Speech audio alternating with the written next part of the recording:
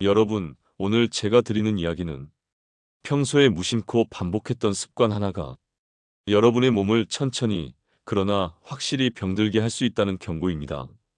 특히 60대 이후 어르신들에게는 더 이상 작은 습관도 가볍지 않습니다. 냉장고에 남은 음식을 데워 먹는 그 순간 아무렇지 않아 보이는 식탁이 사실은 암을 불러오는 발판이 될 수 있습니다. 오늘 말씀드릴 내용은 단순한 정보가 아닙니다. 제가 진료실에서 실제로 만난 수많은 환자들의 사례, 그리고 의학 연구 결과들이 합쳐진 경고입니다. 여러분이 끝까지 들으신다면 오늘 저녁 주방에서의 선택이 달라질 겁니다. 냉장고에 남은 음식을 데워 먹으면 위험한 음식을 소개합니다. 첫 번째, 남은 닭고기입니다. 닭고기는 단백질이 풍부하고 건강식으로 알려져 있지요. 하지만 문제는 조리된 닭고기를 냉장고에 넣었다가 다시 데워 먹는 순간부터 시작됩니다. 이 과정에서 단백질이 변형되고 발암물질인 헤테로사이클릭 아민이 생성될 수 있습니다. 제가 진료했던 67세 김영수 씨는 평소 치킨과 삼계탕을 좋아했습니다. 퇴직 후 부인과 함께 자주 닭 요리를 해 먹었는데 늘 넉넉히 해두었다가 다음날 전자레인지로 데워 먹곤 했습니다. 처음에는 아무 증상이 없었지만 몇 달 뒤부터 속이 더부룩하고 피곤이 쉽게 몰려왔습니다. 검사 결과 간 수치가 높아져 있었고 만성 위염 증상이 확인되었습니다. 원인은 반복적으로 데운 닭고기 속 변형된 단백질과 독성 물질이었습니다. 또 다른 사례, 70세 박순자 씨는 손주들이 남긴 치킨을 아까워서 늘 다시 데워 드셨습니다. 기름에 구우면 더 맛있다는 생각에 팬에 다시 볶아 먹었지요. 하지만 어느 날 갑자기 심한 복통과 구토로 응급실에 실려왔습니다. 검사에서 장 점막에 염증 반응이 크게 나타났고 의사는 반복 가열된 고기에서 나온 최종 당화산물이 원인일 수 있다고 설명했습니다. 이 물질은 단순히 속을 불편하게 만드는 것을 넘어 장기적으로 세포 손상과 암 위험까지 높입니다. 여러분, 닭고기는 반드시 조리 직후 먹는 것이 안전합니다. 어쩔 수 없이 보관해야 한다면 소량만 조리하고 남은 것은 차갑게 샐러드나 샌드위치로 활용하는 것이 좋습니다. 그리고 절대 전자레인지 고출력으로 오래 데우는 일은 삼가야 합니다. 이 작은 습관 변화가 여러분을 불필요한 발암물질로부터 지켜줄 것입니다. 두 번째, 다시 데운 밥입니다. 밥은 한국인의 식탁에서 빠질 수 없는 주식입니다. 하지만 밥을 지어놓고 냉장고에 넣었다가 전자레인지로 데워 먹는 습관이 암 위험을 키울 수 있습니다. 64세 이정희 씨는 맞벌이 자녀를 대신해 손주 밥까지 챙겨주느라 늘 많은 양의 밥을 지었습니다. 그 밥을 소분하지 않고 큰 통째로 냉장고에 넣어두었다가 전자레인지로 반복해서 데워 먹었습니다. 몇 달이 지나면서 속이 자주 더부룩하고 잦은 설사 증상이 이어졌습니다. 검사에서 장내 세균 불균형이 심각했고 원인은 남은 밥 속에 증식한 바실러스 세레우스 독소였습니다. 이 세균은 전자레인지로 아무리 돌려도 파괴되지 않는 독소를 분비합니다. 또 다른 환자, 72세 최영호 씨는 혼자 사는 노인입니다. 밥을 한 번에 많이 해두고 며칠 동안 같은 밥을 전자레인지로 데워 먹었습니다. 그는 이유 없는 체중 감소와 복통으로 병원을 찾았고 위 내시경 검사에서 만성 위염과 용종이 발견되었습니다. 전문의는 오래된 밥에서 반복적으로 노출된 아크릴 아마이드 같은 화학 물질이 영향을 줬을 수 있다고 설명했습니다. 여러분, 밥은 반드시 소분해 냉장 보관하고 24시간 이내에 섭취하는 것이 안전합니다. 데울 때는 물을 약간 뿌려 촉촉하게 가열하고 과열을 피해야 합니다.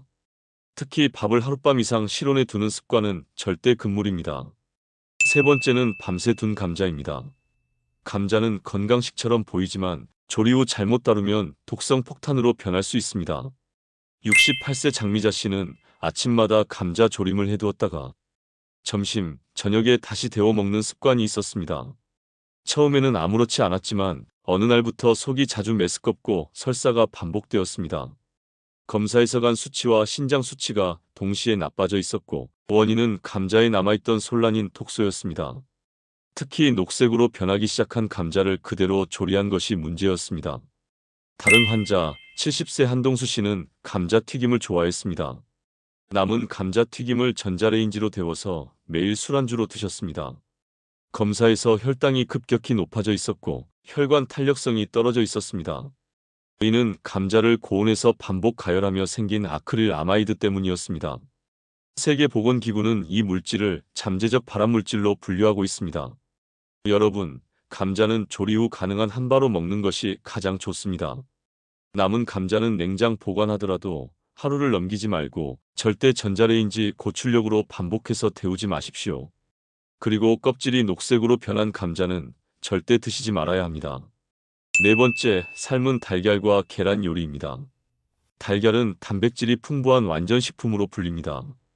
하지만 삶은 달걀이나 계란 요리를 냉장 보관했다가 다시 데우면 문제가 달라집니다. 66세 김순자 씨는 매일 아침 삶은 달걀 2개를 먹었습니다. 하지만 늘 한 번에 여러 개를 삶아두고 며칠 동안 냉장고에 두었다가 전자레인지로 데워 먹었습니다. 어느 날부터 속이 자주 불편하고 두통이 반복되었습니다. 검사에서 혈관 내 염증 수치가 올라가 있었고 원인은 반복 가열된 달걀 속에서 생긴 콜레스테롤 산화물이었습니다. 이 물질은 혈관을 손상시키고 동맥경화를 촉진합니다. 또 다른 환자 71세 이철호 씨는 계란말이를 좋아했습니다. 남은 계란말이를 냉장 보관했다가 다시 데워 드셨지요. 하지만 몇 달 후 피검사에서 간 기능 저하가 발견되었습니다. 이는 반복 가열 과정에서 생성된 황화합물과 알데하이드 때문이었습니다. 이 물질들은 세포의 DNA까지 손상시켜 암 위험을 높입니다.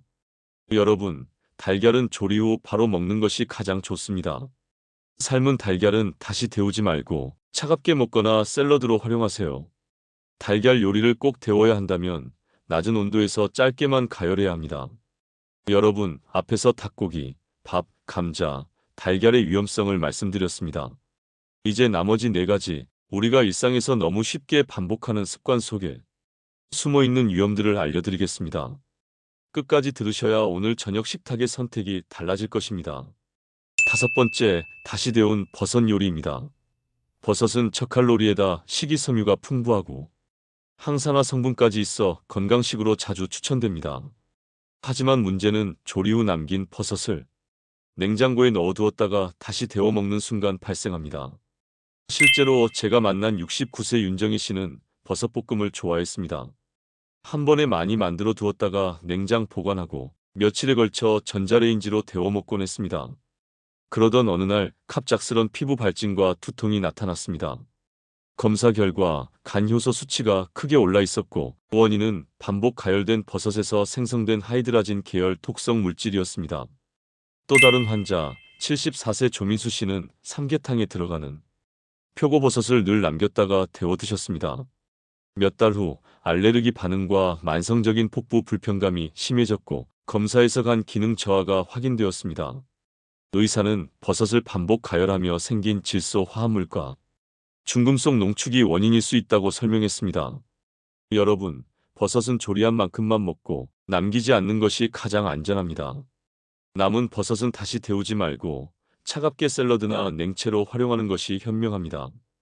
이 작은 습관 하나가 여러분의 간을 지켜줄 수 있습니다.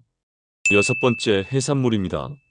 생선, 새우, 오징어, 홍합 같은 해산물은 단백질과 오메가3 지방산이 풍부해 건강식으로 잘 알려져 있습니다.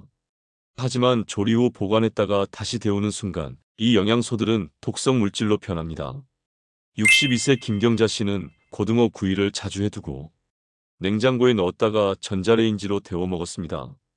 처음에는 괜찮았지만 어느 날 갑자기 두드러기와 호흡곤란 증상이 나타났습니다. 검사에서 히스타민 과다 반응이 확인되었고 원인은 오래된 해산물 속에서 아민 성분이 증가했기 때문이었습니다. 또 다른 환자 70세 한성호 씨는 연어를 좋아했습니다. 하지만 냉장고에 며칠 두었던 연어를 다시 데워 먹은 후 심한 복통과 구토로 응급실에 실려왔습니다. 검사에서 장 점막 염증과 간 수치 이상이 발견되었고 원인은 해산물 속 지방이 산화하며 생긴 알데하이드 독성 물질이었습니다. 여러분, 해산물은 반드시 즉시 먹을 만큼만 조리해야 합니다. 남으면 샐러드나 무침으로 차갑게 먹는 것은 가능하지만 24시간 이상 지난 해산물을 다시 데워 먹는 습관은 절대 피해야 합니다. 특히 조개, 홍합 같은 연체류는 독성 성분이 열에 더 강해질 수 있으므로 더욱 조심해야 합니다. 7번째, 시금치와 질산염 채소입니다. 시금치는 건강식의 대명사처럼 여겨집니다. 그러나 시금치나 비트, 샐러리 같은 질산염이 풍부한 채소는 보관과 재가열 과정에서 암을 유발할 수 있습니다. 70세 장철수 씨는 늘 건강을 생각해 시금치국을 큰 냄비에 끓여두고 며칠에 걸쳐 데워 먹었습니다. 처음엔 건강에 좋을 거라 믿었지만 어느 날 위내시경 검사에서 위염과 용종이 발견되었습니다. 검사 결과 시금치 속 질산염이 반복 가열되며 니트로사민이라는 발암물질로 변했을 가능성이 컸습니다. 또 다른 사례, 66세 김은주 씨는 샐러리를 좋아했습니다. 하지만 샐러리를 국이나 볶음으로 조리해 남긴 후 다시 데워 먹는 습관이 있었지요. 몇 달 뒤 만성적인 두통과 소화장애가 나타났고 검진에서 간 효소 수치 이상이 확인되었습니다. 원인은 반복 가열된 채소 속 질산염이 변형된 독성 물질이었습니다. 여러분, 시금치와 같은 질산염 채소는 반드시 조리 후 바로 먹는 것이 가장 안전합니다. 남겼다면 빠르게 식혀 냉장 보관하고 24시간 이내에만 드셔야 합니다. 그리고 가능하다면 남은 채소는 다시 데우지 말고 샐러드 형태로 활용하는 것이 좋습니다. 여덟 번째, 재사용한 기름입니다. 마지막이자 가장 치명적인 적은 재사용한 튀김 기름입니다. 한국 가정과 식당에서 여전히 흔한 습관이지요. 제가 진료했던 65세 오상호 씨는 집에서 자주 생선을 튀겨 드셨습니다. 하지만 아까워서 같은 기름을 여러 번 사용했습니다. 검사에서 혈중 염증 수치와 간 기능 저하가 동시에 발견되었고 원인은 반복 가열된 기름에서 생성된 알데하이드와 극성 화합물이었습니다. 또 다른 환자 73세 이정자 씨는 길거리 음식처럼 바삭한 튀김을 좋아했습니다. 하지만 재사용된 기름으로 만든 튀김을 자주 드셨고 결국 동맥경화 초기 증상을 진단받았습니다. 이는 오래된 기름 속에서 형성된 아크롤레인과 발암성 물질 때문이었습니다. 여러분, 기름은 단 한 번만 사용하는 것이 가장 안전합니다. 기름이 변색되거나 걸쭉해지고 냄새가 나면 즉시 버려야 합니다. 튀김 요리보다는 찜, 구이, 조림 같은 조리법을 선택하는 것이 훨씬 안전합니다. 여러분, 오늘 제가 말씀드린 8가지 데워 먹으면 위험한 음식을 다시 정리해 드리겠습니다. 남은 닭고기, 다시 데운 밥, 삶은 밤새 둔 감자, 삶은 달걀, 삶은 남은 버섯, 삶은 해산물, 삶은 시금치와 질산염 채소, 삶은 재사용한 기름. 이 음식들은 무심코 반복하면 우리 몸속에 발암물질과 독성을 쌓이게 합니다. 특히 60대 이후 시니어들에게는 그 영향이 훨씬 크게 다가옵니다. 그러나 여러분, 이 모든 위험은 단순한 습관의 변화만으로 막을 수 있습니다. 남은 음식을 줄이고 반드시 한 번만 데워 먹고 기름은 절대 재사용하지 않는 것. 이 작은 실천이 여러분의 삶을 10년, 20년 더 건강하게 만들 수 있습니다. 여러분의 건강은 거창한 약이나 보약이 아니라 주방에서의 작은 선택에서 시작됩니다. 오늘 영상이 도움이 되셨다면 구독과 좋아요, 그리고 알림 설정까지 꼭 부탁드립니다. 댓글에는 여러분이 평소에 자주 데워 드시던 음식 습관을 남겨주세요. 여러분의 이야기가 다른 시청자들의 건강을 지켜줄 수 있습니다. 지금까지 시청해주셔서 감사합니다.